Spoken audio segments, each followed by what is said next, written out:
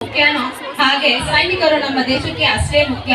ಸೈನಿಕರಿರೋದ್ರಿಂದ ನಾವಿಷ್ಟು ಸುರಕ್ಷಿತವಾಗಿ ನೆಮ್ಮದಿಯಾಗಿ ಇಲ್ಲಿ ಜೀವನ ನಡೆಸೋಕ್ ಸಾಧ್ಯ ಅಂತ ಸೋಲ್ಜರ್ಸ್ ನ ಸೈನಿಕರಿಗೆ ಸಲಾಂ ಹೇಳಕ್ಕೆ ಬರ್ತಿದ್ದಾರೆ ನಮ್ಮ CBSE 5th and 6th ಮಕ್ಕಳು.